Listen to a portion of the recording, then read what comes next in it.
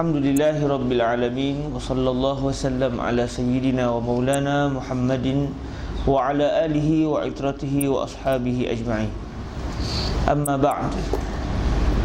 Syukur kita kepada Allah Subhanahu wa taala, dengan keizinan daripada Allah kita dapat menyambung kembali pertemuan kita yang kita tangguhkan dalam masa hari disebabkan untuk memberikan peluang untuk program malam tadi. Alhamdulillah hari ini kita sambung kembali pembacaan kitab Bahrul Mazi karangan Syekh Muhammad Idris Ibni Abdul Rauf Al-Marbawi rahimahullahu subhanahu wa ta'ala. Dan sekiranya kita masih ingat, kita berada pada masalah yang ke-206. Kita berada pada masalah yang ke-206.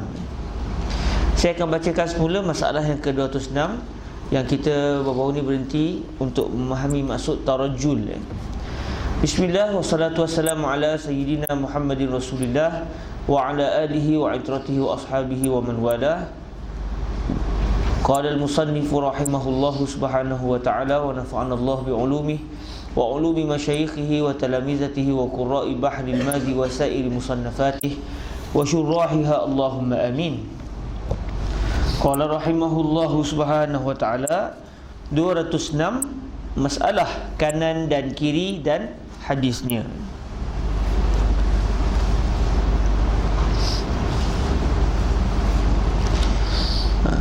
Sebagaimana yang kita semua sedia maklum, kalau kita melihat kepada bab yang sebelum ini, bicara tentang babu majaa fil mindil ba'dal wudu. Bab yang membicarakan tentang kita menggunakan tisu, tuala dan sebagainya untuk mengeringkan air selepas daripada kita berwudu. Dan masalah yang ke-206 kanan dan kiri dan hadisnya.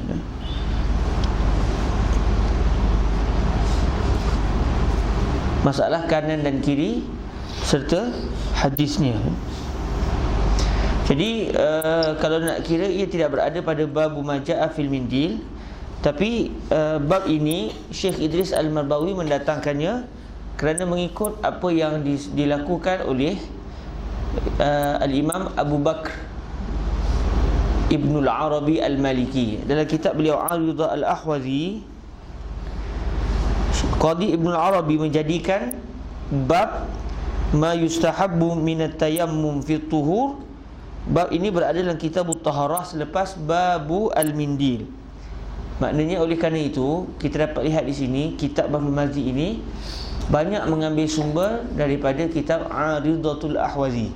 Dan kita pun dah baca di mukadimah, antara yang beliau sebut sumber rujukan beliau adalah Ibnul Arabi Al-Maliki. Jadi atas dasar itu maknanya selepas daripada kitabul Mindil, terus kita bincang bab tentang mendahulukan pihak kanan. Anggota yang kanan dilakukan terlebih dahulu sebelum anggota yang kiri. Cuma kalau dalam kitab Aridah Al-Ahwazi ada babnya, iaitu babu ma yustahabbu minat tayammuni fi tuhur. Bab yang membicarakan tentang sunat kita mendahulukan pihak kanan sewaktu kita bersuci.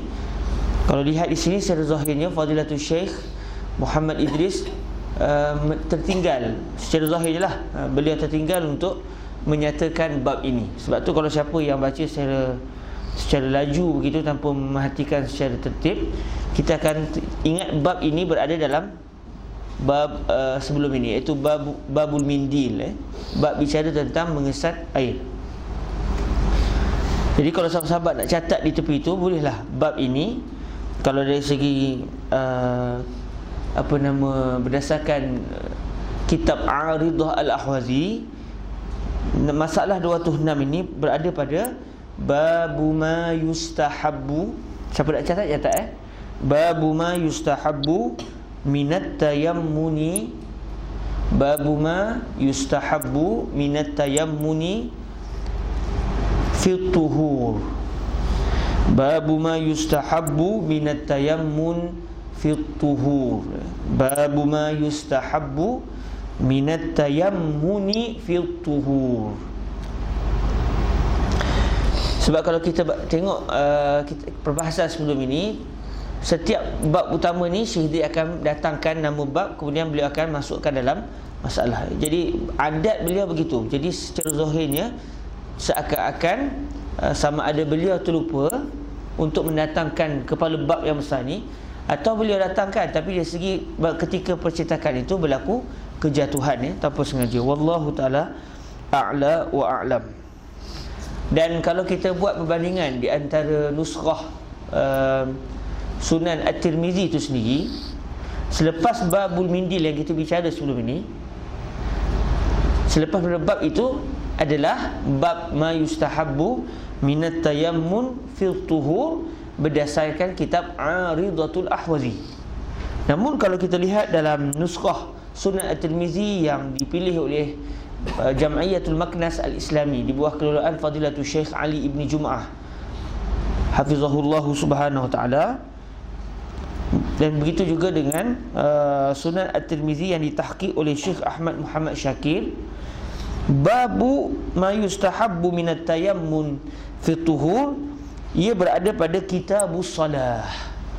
Sekarang ni kita bincang tentang kitabut taharah. Kalau kita perasan, tajuk utama ataupun tajuk besar bagi semua bab yang telah kita bicara sebelum ini adalah kitabut taharah.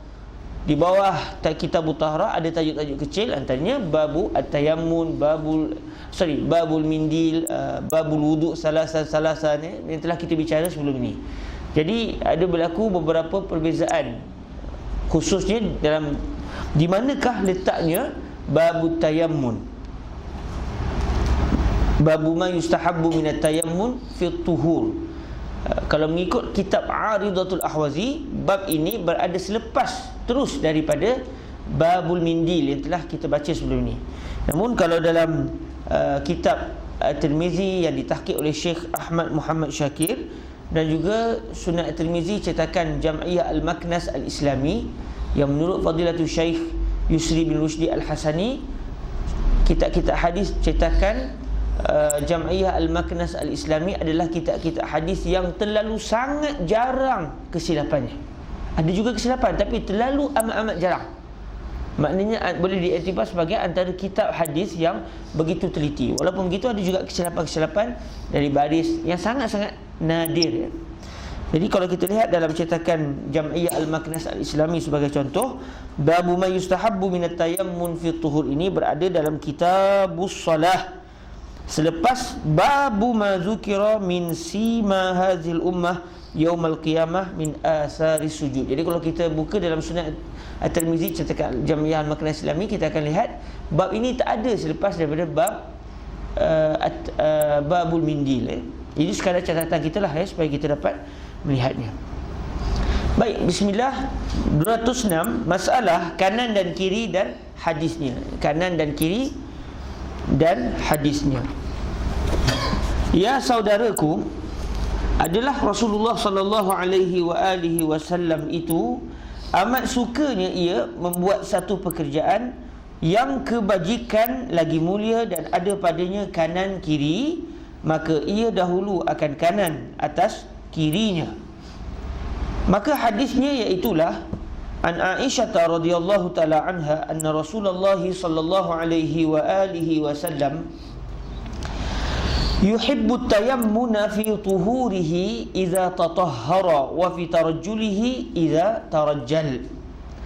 Diriwayatkan daripada Siti Aisyah radhiyallahu anha bahwasanya Rasulullah sallallahu alaihi wasallam suka ia akan menggunakan kanan lebih dahulu daripada kiri pada bersucinya, yakni pada wuduknya dan mandi hadasnya apabila ia bersuci, yakni apabila mengambil wuduk atau mandi hadas dan pada menggunakan kaki kanan.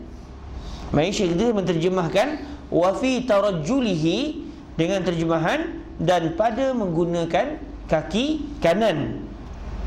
Kemudian beliau pemuhuraikan dahulu daripada kaki kiri. Maksudnya kaki kanan lebih dahulu daripada kaki kiri.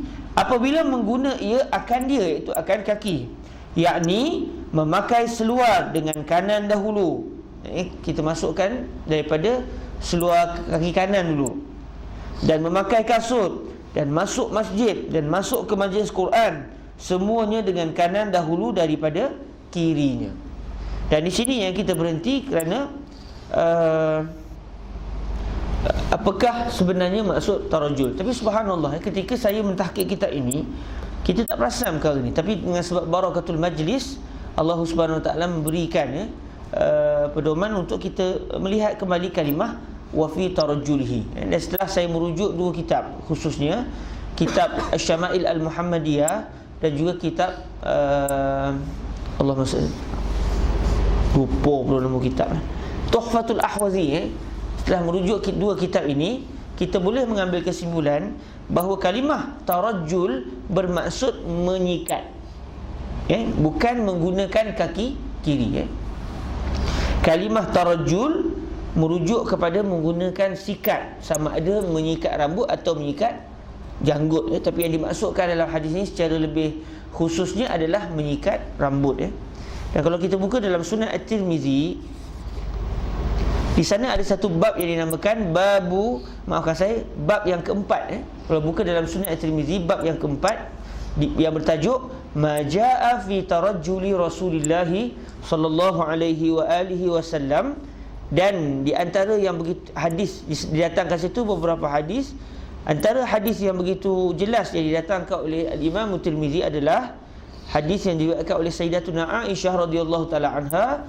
Beliau berkata, qalat kuntu urajjilu ra'sa Rasulillah. Kuntu urajjilu ra'sa Rasulillah sallallahu alaihi wa alihi wasallam wa ana haid.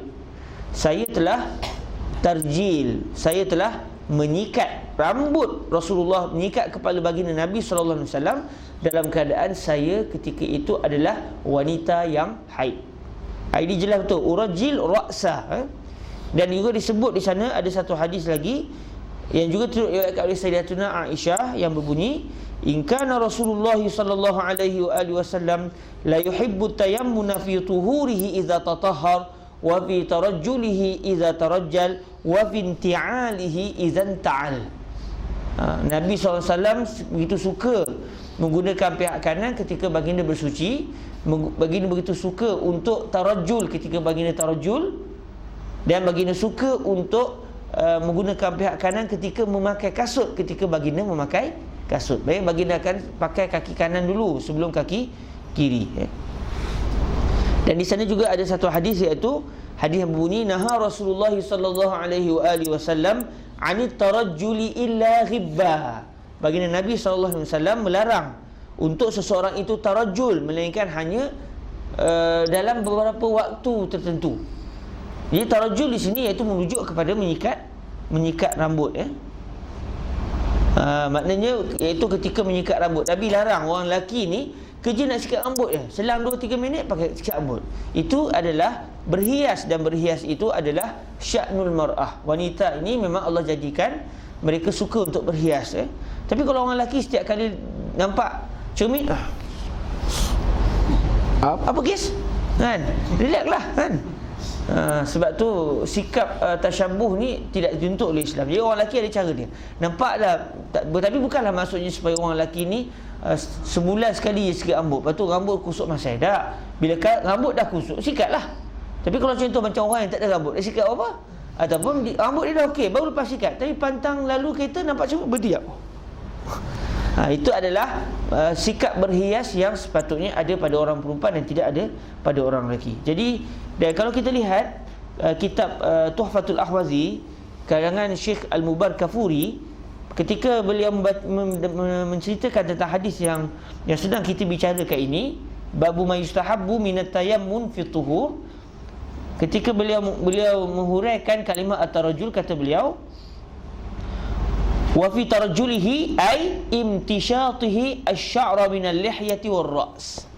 Jadi jelas menunjukkan bahawa kalimah at-tarajjul yang dimaksudkan oleh baginda Rasul sallallahu alaihi wasallam yang disandarkan kepada baginda Nabi merujuk kepada menyisir ataupun menyikat rambut, bukan menggunakan kaki, berjalan menggunakan kaki ataupun dengan segala perbuatan yang berkaitan dengan kaki. Wallahu taala a'la wa a'lam. Jadi dari segi zahirnya berlakulah kesilapan dalam penterjemahan hadis. Namun ini tidak mengurangkan darjat dan juga kemuliaan pengarang. Ia tidak mengurangkan sama sekali. Bahkan sebenarnya ini juga adalah salah satu cara untuk kita bertaamul dengan kenyataan para ulama yang kita lihat secara zahir bercanggah. Jadi kita boleh sebut wallahu taala alam, takat yang kita baca inilah terjemahannya. Tidak mustahil juga bahawa di sana ada terjemahan yang lain yang kita tidak sampai, yang tidak sampai kepada kita. Namun secara zahirnya berlaku kesilapan ketika menterjemahkan kalimah at-tarajjul, dan ini tidak mengurangkan darjat seseorang. Apa sangatlah kesilapan yang satu dua kalau nak dibandingkan dengan kesahihan yang telah didatangkan oleh beliau dalam kitab beliau. Rahimahullahu subhanahu wa ta'ala wa ja'alana jami'an min warasatil anbiya. Baik, selesai alhamdulillah berkenaan dengan kalimah tarajjul. Dan di sini keberkatan majlis, subhanallah. Saya tahqiq tapi tak perasan. Baca dengan tuan-tuan baru perasan ketika baca itu. Tarajjul ni rasanya menyikat rambut, yang menunjukkan bahawa keberkatan majlis itu sendiri. Kalau ikut Fadilatul Syekh Tok Guru Haji Baqi bin Osman, Tok Guru besar di Pahang, di Cenor, Kampung Lanting, Pahang, kata beliau tidak berkumpul 40 orang, melainkan di dalam 40 orang tu ada waliullah. Sebab tu dituntut untuk kita melakukan solat Jumaat bila cukup 40 orang. Sebab ada seorang wali Allah di kalangan 40 orang tersebut. Yang paling kurang ada seorang wali Allah. Jadi kita tak tahulah siapa wali Allah tu. Yang penting saya memang wali lah. Saya memang wali. Wallahi saya memang wali. Cuma saya wali kepada anak perempuan saya, Fatimah An-Nabawiyah. Kalau teringin dia jumpa kalau berani lah. Okey, hadis yang ke-207, masalah yang ke-207 207, masalah kanan kiri dan tempat-tempat gunanya. Bahawasanya kaedah yang berkekalan pada syarak menggunakan kanan itu, iaitulah pada tiap-tiap barang yang dihormati lagi mulia, seperti memakai kain, hendaklah sorongkan kaki kanan dahulu, dan memakai sirwal. Itu bahasa Arab ni lah, sirwal dalam bahasa Arab. Tapi kalau ikut bahasa Melayunya serual, serual sama makna dengan seluar, macam yang telah kita bicarakan sebelum ini.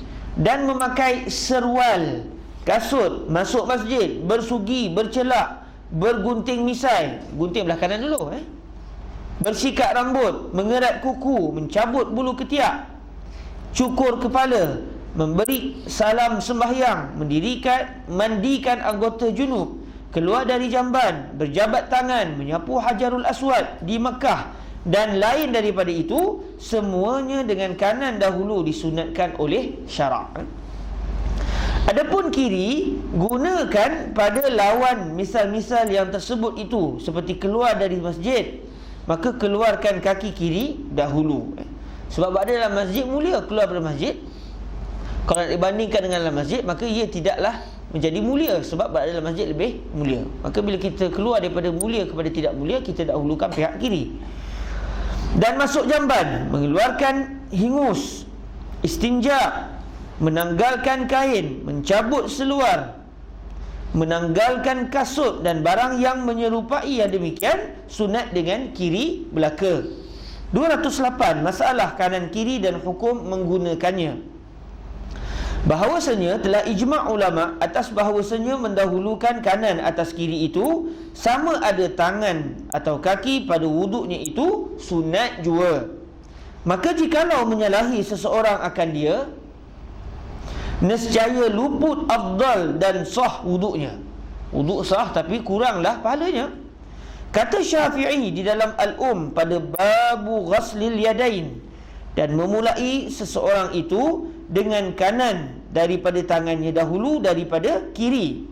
Maka jika memulai dengan kiri dahulu daripada kanan, aku tiada suka yang demikian itu, dan tiada aku memikirkan dan aku i'tiqadkan atasnya mengembalikan wudu. Wudu tak perlu diulang, tetapi kuranglah pahalanya. Maksudnya tidak dianggap sebagai perbuatan sunat.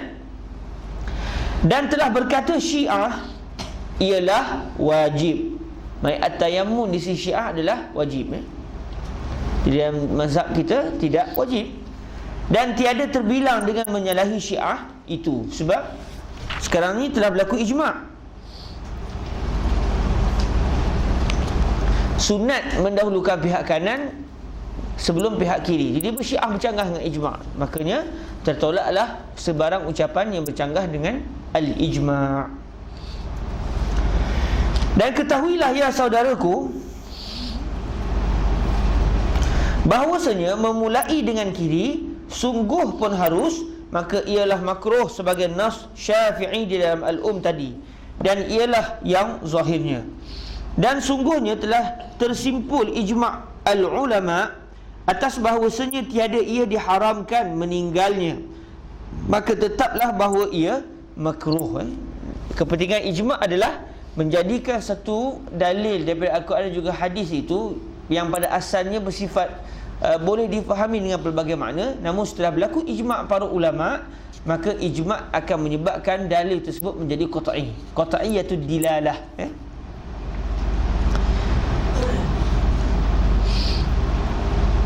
Okey. Kemudian ketahuilah bahawasanya setengah daripada anggota wuduk itu barang yang tiada sunat atasnya mendahulukannya. Kalau kita perasan, maafkan saya, kemudian ketahuilah bahawasanya setengah daripada anggota wuduk itu barang yang tiada sunat atasnya mendahulukannya. Jadi la'alla sawab, sebenarnya nya itu adalah huruf nun, mendahulukan, namun berlaku tambahan titik pada huruf nun sehingga menjadikan ia huruf nya. La'alla sawab bukannya, tetapi adalah huruf nun, mendahulukan.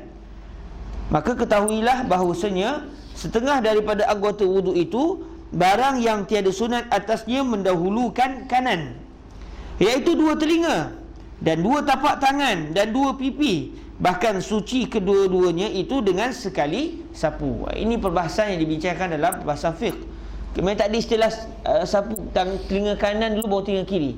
Ada satu keadaan je, ketika mana seseorang itu tidak mampu menggunakan kedua-dua tangannya, satu tangan lumpuh atau patah tangan, maka ketika itu dia nak berwuduk tapi satu tangan berfungsi. Dia nak buat macam mana dia nak himpunkan serentak, tak boleh, maka dia akan dahulukan kanan dulu barulah kiri. Hanya pada keadaan dia tidak mampu menggunakan pihak kanan, pihak tangan dia kedua-duanya serentak. Maka jika sekiranya uzur dengan sebab kudung, ya Rabbi, didatangkan oleh pengarang, maka jika sekiranya uzur dengan sebab kudung tangan umpamanya, maka dahulukanlah yang kanan, sebagaimana yang telah kita sebut sebentar tadi. Hadis yang ke-46, An Umar bin Al-Khattab radhiyallahu ta'ala anhu qala Rasulullah sallallahu alaihi wa alihi wasallam, man tawadda'a fa ahsana al-wudu'a thumma qala ashhadu an la ilaha illallah wahdahu la syarika lah wa ashhadu anna Muhammadan abduhu wa rasuluh. Allahumma ja'alni minat tawwabin wa ja'alni minal mutatahhirin. Futihat lahu thamaniyatu abwabil jannah yadkhulu min ayyiha sya' maqtu' wa muttarib.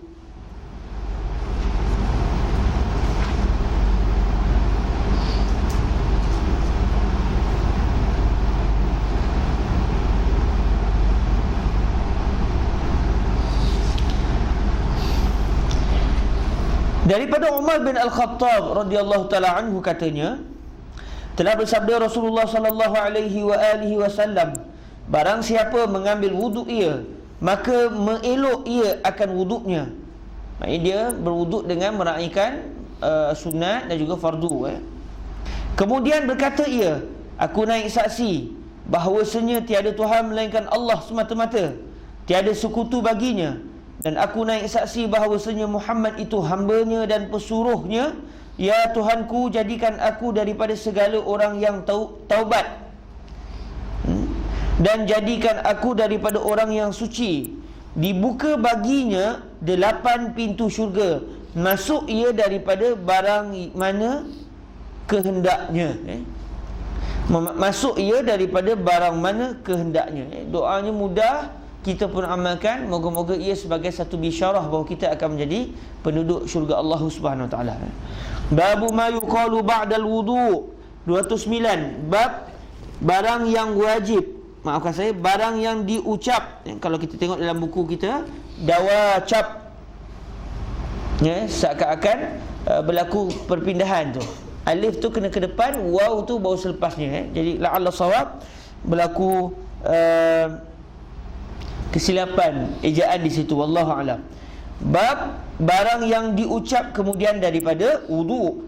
Sebenarnya telah datang hadis dikeluarkan oleh Tirmizi bahawasanya ada ucapan dan doa kemudian daripada wudu. Katanya, An Umar bin Al-Khattab radhiyallahu anhu qala Rasulullah sallallahu alaihi wa alihi wasallam, man tawadda'a fa ahsana al-wudu thumma qala ashhadu an la ilaha illallah wahdahu la syarika lah wa ashhadu anna Muhammadan abduhu wa rasuluh Allahumma ja'alni minat tawwabin wa ja'alni minal mutatahhirin futihat lahu samaniyatu abwabil jannah yadkhulu min ayyiha sya'.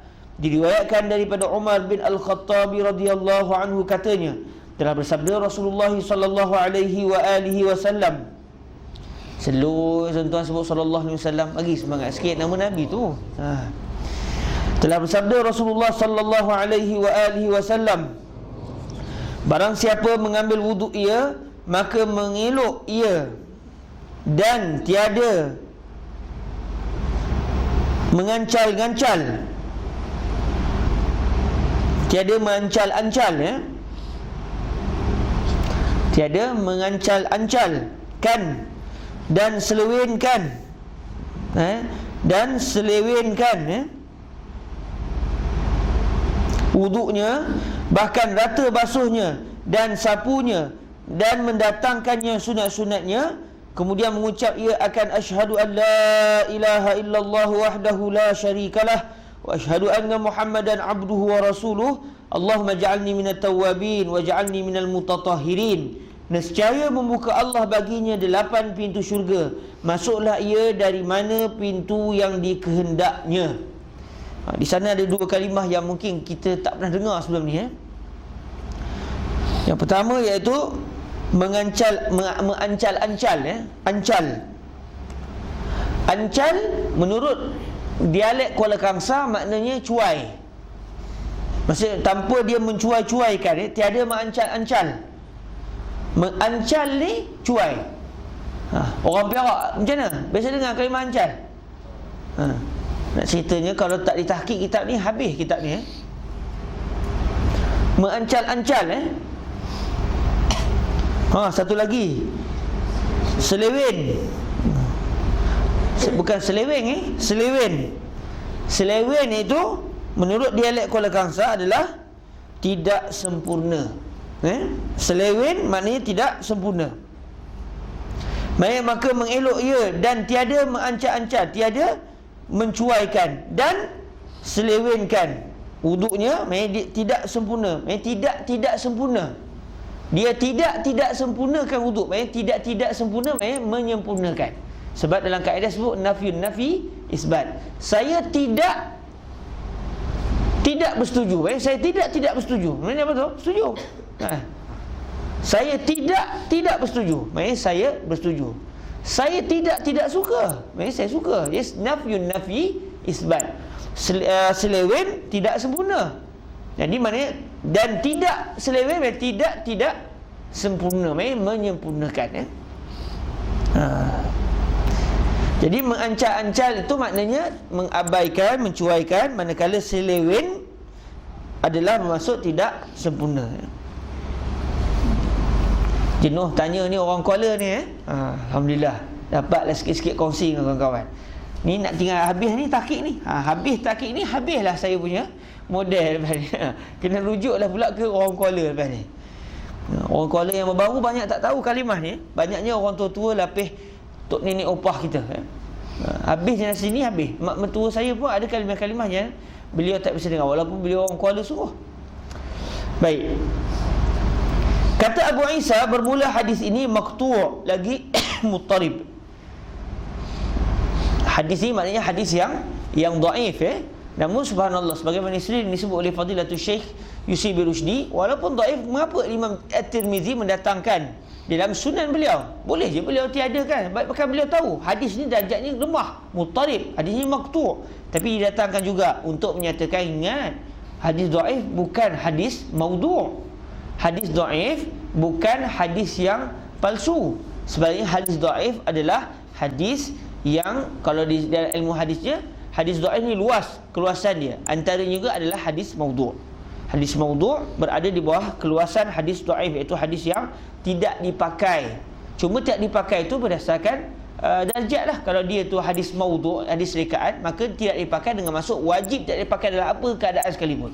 Kalau hadis tu dhaif dari segi dia bukan maudhu' tapi salah seorang perawinya kurang kuat dari segi hafazan, maka dia menjadi dhaif dari segi hukum, namun menjadi hujah dari segi fadail amal. Ajak orang berdoa, contoh macam hadis kita ni, hadis ini dhaif, namun boleh tak kita berdoa dengan doa ni? Ahlan wa sahlan. Dia disandarkan juga kepada baginda Nabi, cuma statusnya dhaif. Mungkin ada kesilapan, tertambah huruf, terkurang huruf, namun yang sampai kepada kita beginilah caranya.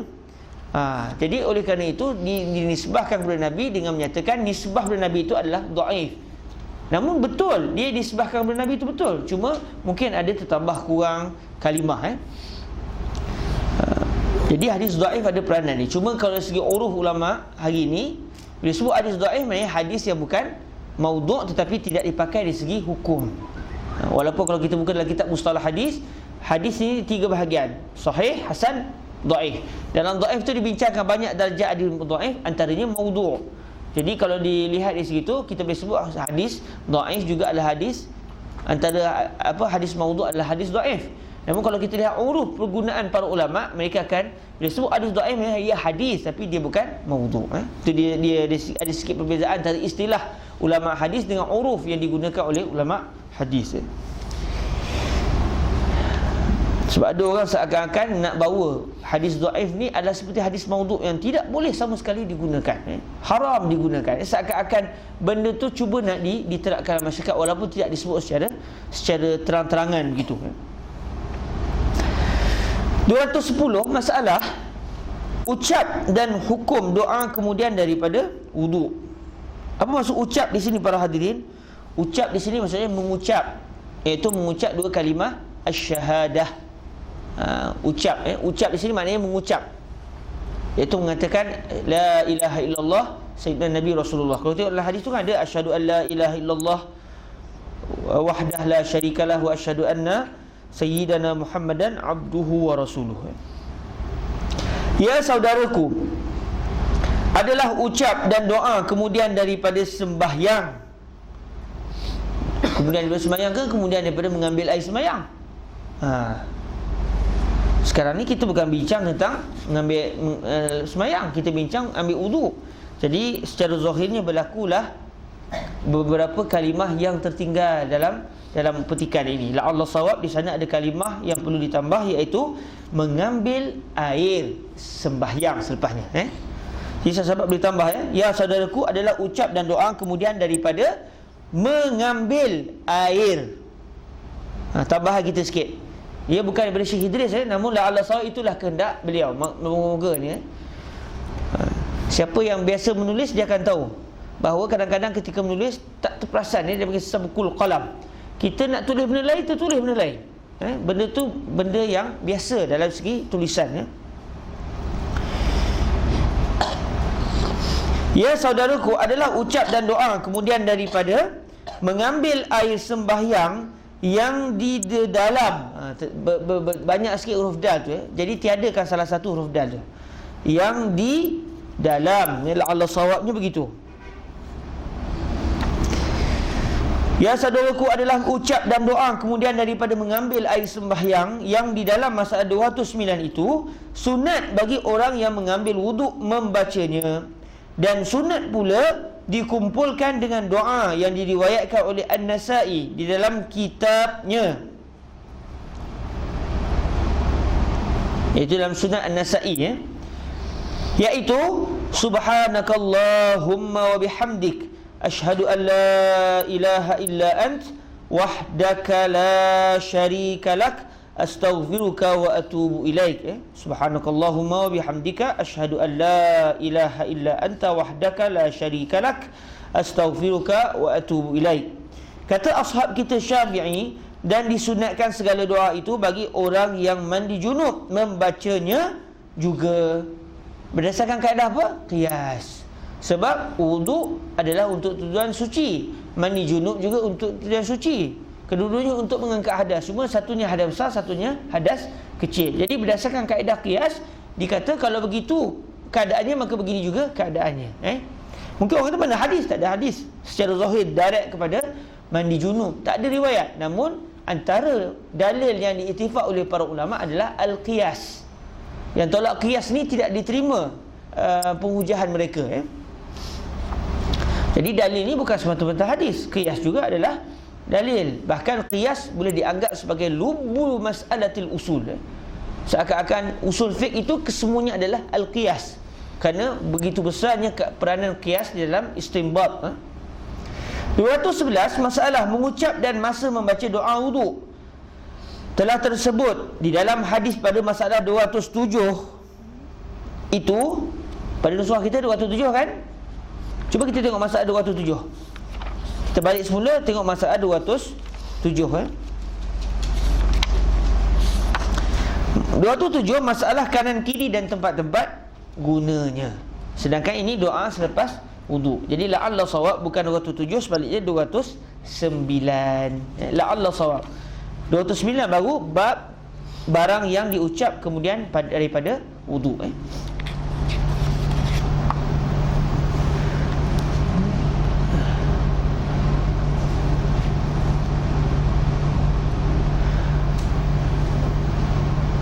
Telah tersebut dalam hadis pada masalah 207, la'alla sawab 209, itu akan masa mengucap syahadah dan doa wudu itu ialah kemudian daripada mengambil wudu, yakni kemudian daripada selesai dan mengiringinya sekira-kira tiada berpanjangan perceraian.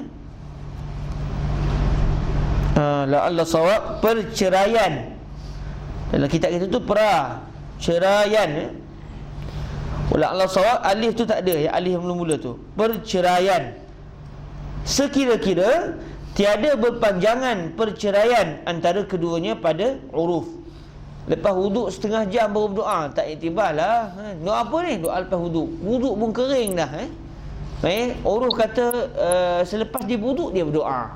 Kalau lepas wuduk tu air duk berjuntai-juntai lagi, baru berdoa, okey lah.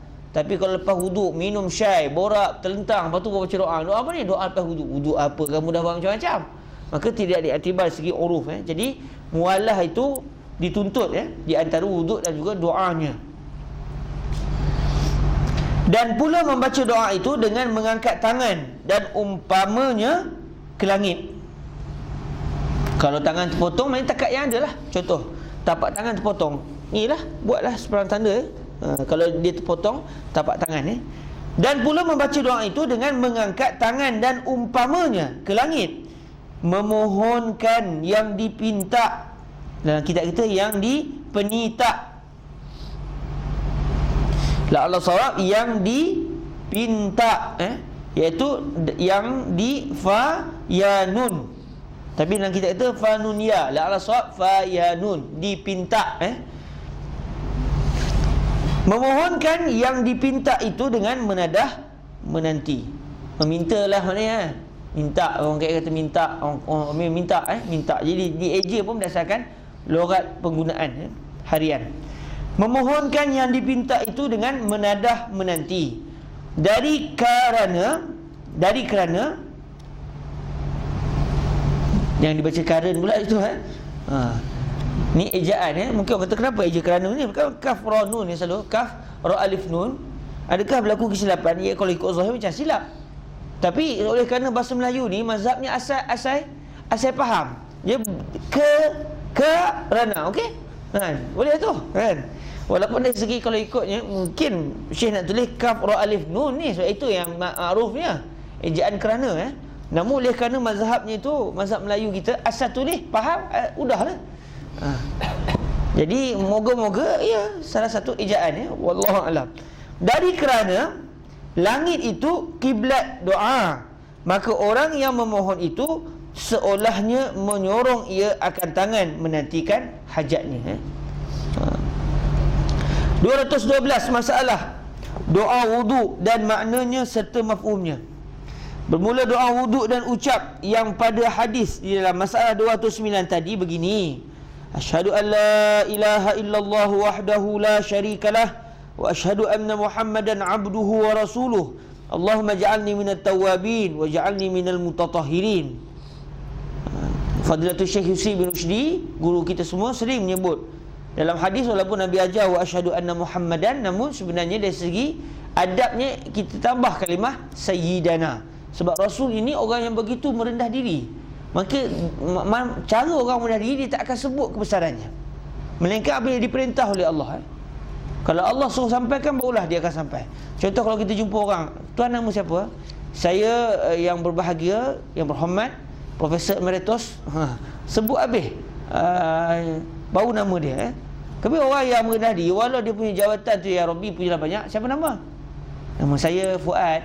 Gitu je. Begitulah bagi Rasul. Sungguhnya Muhammad atas dasar tawaduk. Namun bila Nabi tawaduk, itu darjat baginda Nabi yang rendah diri, dalam keadaan baginda adalah semulia-mulia makhluk yang pernah diciptakan oleh Allah Subhanahu Wa Taala.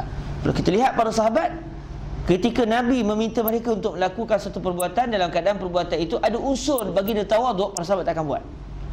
Sayyidina Ali ketika disuruh oleh baginda Nabi padam Muhammad Rasulullah, dia kata tak, saya tak akan padam. Melawan cakap Nabi ke? Tak, bukan melawan, tapi nak tunjukkan tak, Nabi ni tinggi, Nabi ni hebat. Oh, tak boleh. Nabi nak merendah diri, Nabi nak melepaskan hak, itu baginda Nabi, sikap baginda Nabi. Namun saya tak akan merendahkan baginda Nabi di depan orang, atau depan diri saya pun saya tak akan rendahkan. Akhirnya Sayyidina Ali tak padam, dan Nabi tak kata, ya Ali, lima dah tutik ni. Tak ada, baginda mengikrar, baginda memperakui tindakan Sayyidina Ali. Sayyidina Abu Bakar sebagai contoh, ketika satu hari mereka menunggu Rasulullah datang, Nabi tak datang-datang, sebab Nabi berada di luar kota Madinah, Kairah apa di luar kota Madinah. Tunggu tak sampai.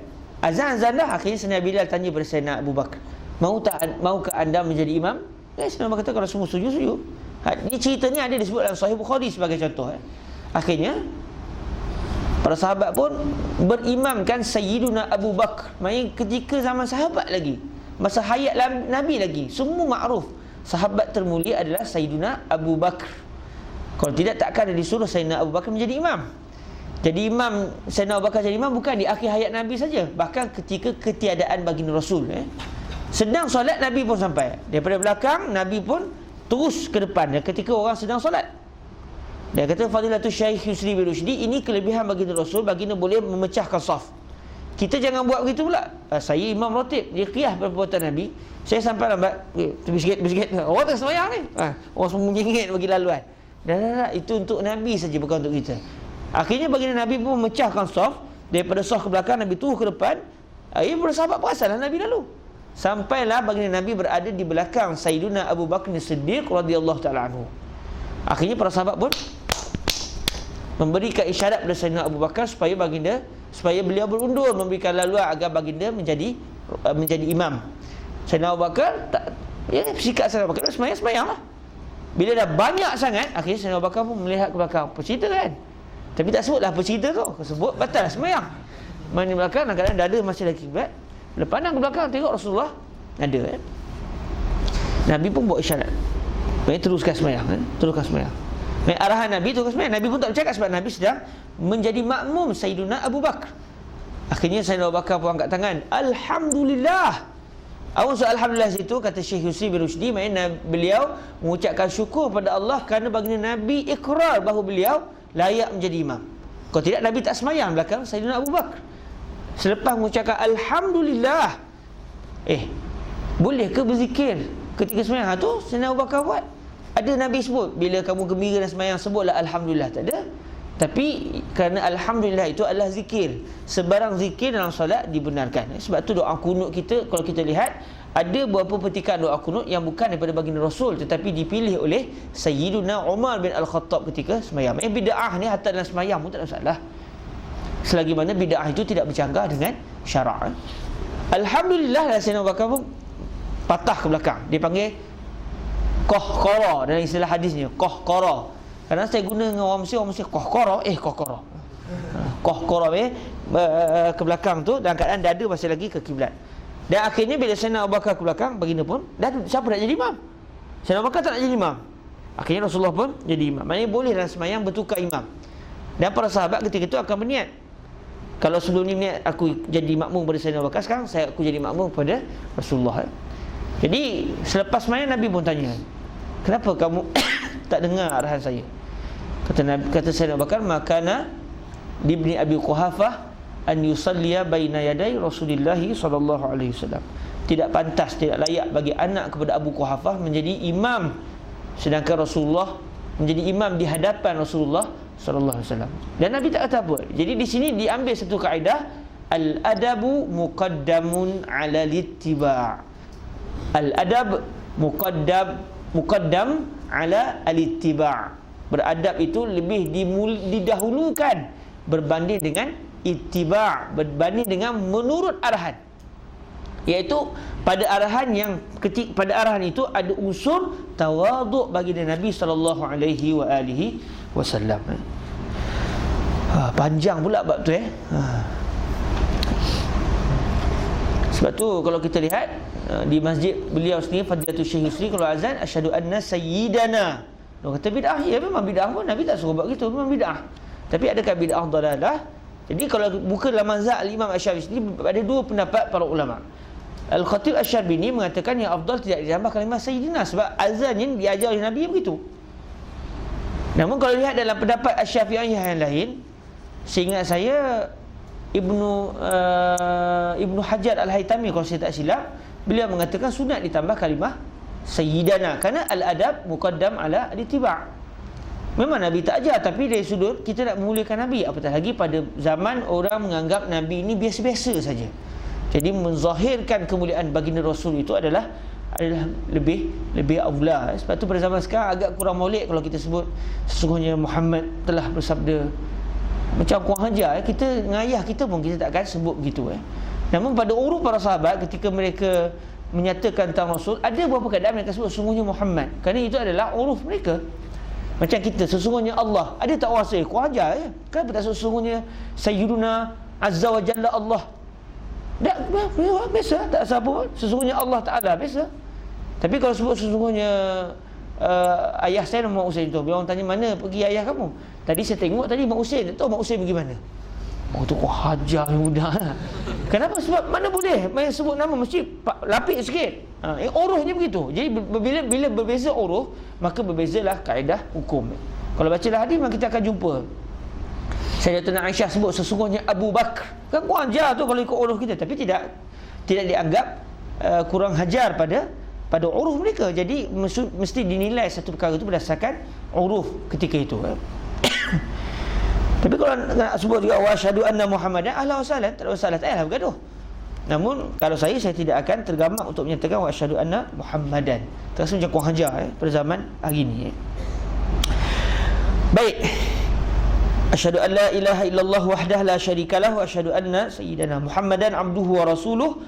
Allahumma ja'alni minat tawabin wa ja'alni minal mutatahhirin. Dan makna serta mafhumnya begini. Asyhadu an la ilaha illallah wahdahu la syarikalah. Aku naik saksi, yakni berikrarlah aku dengan lidahku dan beriktikad dan mengaku aku dengan hatiku bahawasanya tiada Tuhan yang mustahak disembah melainkan Allah semata-mata yang tiada sekutunya dan setaranya. Wa asyhadu anna Muhammadan abduhu wa rasuluh. Kalau baca hadis janganlah tambah pula Nanti orang ingat dalam hadis ada pula, melainkan kita tambih. Dan aku berikrar dengan lidahku dan aku benarkan dan percayakan di hatiku bahawasanya Nabi Muhammad. Perasan tak tuan-tuan, Syekh tak terjemah pun bahawasanya Muhammad, tapi beliau tambah bahawasanya Nabi Muhammad. Nabi itu bukan dalam hadis, tapi tambahan daripada beliau atas dasar al-adab. Bahawasanya Nabi Muhammad sallallahu alaihi wasallam itu hambanya dan pesuruhnya. Allahumma ja'alni minat tawabin, ya Tuhanku, jadikan olehmu akan daku daripada orang yang taubat apabila jatuhku di dalam mengerjakan dosa, dan ilhamkan taubat kepadaku. Wa ja'alni minal mutatahhirin, dan jadikan olehmu akan daku daripada orang yang suci, yakni lepas daripada dosa dan kesalahan yang terlanjur, dan lepas daripada berlumur dengan kesalahan yang lagi akan datang. Atau bermakna, dan jadikan olehmu akan daku suci dan bersih daripada segala perangai yang dikeji syarak. Ada dua makna, sama ada bersih dari segi dosa atau bersih dari akhlak buruk. Hadza wa sallallahu wa sallam ala sayyidina wa habibina Muhammadin wa ala alihi wa itratihi wa ashabihi wa baraka wa sallam, alhamdulillahi rabbil alamin. Ada sikit esok kita akan jumpa semula biiznillah subhanahu wa ta'ala. Allahumma salli afdala salatin ala as'adi makhluqatika sayyidina Muhammadin wa ala alihi wa sahbihi wa sallim adada ma'lumatika wa midada kalimatika kullama kiruna wa ghafala an zikrihil ghafilun. Allahumma salli afdala salatin ala as'adi makhluqatika sayyidina Muhammadin wa ala alihi wa sahbihi wa sallim adada ma'lumatika dan kalimatika kullama zakaraka dzakiruna wa ghafala an zikrihil ghafilun. Allahumma salli afdala salatin ala as'adi makhluqatika sayyidina Muhammadin wa ala alihi wa sahbihi wa sallim adada ma'lumatika wa midada kalimatika kullama zakaraka dzakiruna wa ghafala an zikrihil ghafilun. Allahumma ja'alna min ibadika tawwabin waghfir lana dhunubana wa dhunuba abaina wa ummahatina wa usulina wa furu'ina ajma'in wal muslimina kullihim ya arhamar rahimin.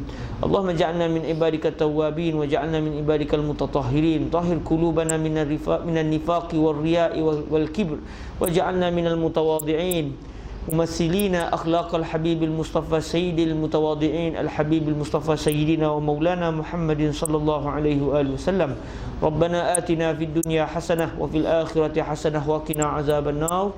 Wa sallallahu ala sayyidina wa maulana Muhammadin wa ala alihi wa sahbihi wa baraka wa sallam, walhamdulillahi rabbil alamin.